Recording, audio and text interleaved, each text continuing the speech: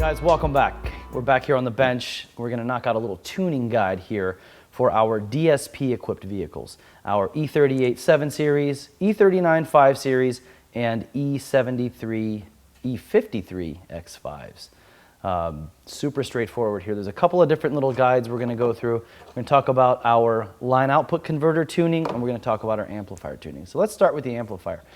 The most important thing we have to take note of is that since we're working with the signal after our factory amplifier, we don't even need to adjust our crossover section of this amplifier because the signal is already processed coming off of the factory amplifier. So the way we want to adjust this is by the following.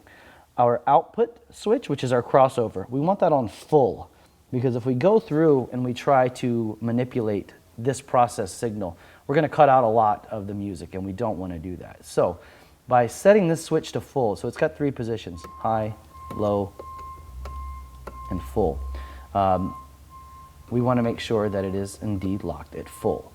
Therefore, this crossover dial has no bearing, so we won't make any adjustments to that.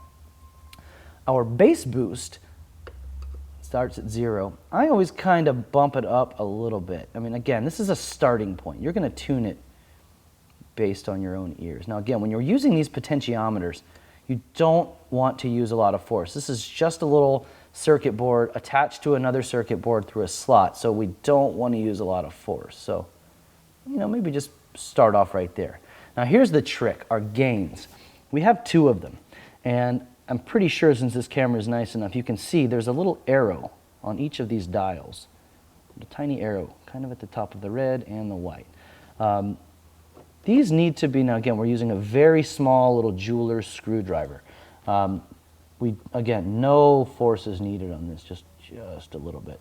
Now, since this is a DSP equipped car, the signal coming off of that factory amplifier is pretty hot. I mean, it's a 40 to 50 watt output.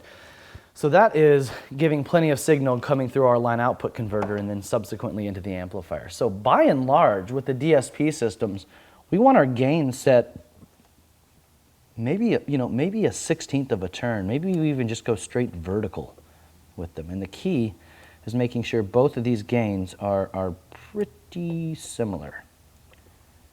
Doesn't have to be exact, but eyeball them and make sure they're close. We can't have one wide open and one, like that. So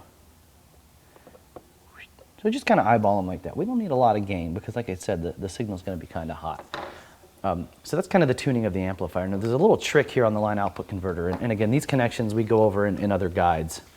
You've seen these connections in the actual installation video, but the way the LOC works, and let's just go ahead and plug our RCAs into it so you know. This is kind of the flow of the signal. This taps into the amplifier, converts the signal flows into our new amplifier.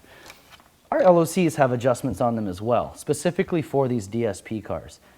We can manipulate the output of the audio signal by adjusting these gains. So subsequently, any changes made here, we would reflect here. So what it means is if we've got these gains, again, not a lot of force is needed. So what I do on the DSP cars is I actually take this gain, so there's all the way down, I kind of put it right in the middle because I like to make my adjustments here on the amplifier. So they're about in the middle, maybe even a little bit more. And again, guys, this is just a starting point. You will make adjustments based on your car and your listening style. So we want to kind of get those, again, about the same.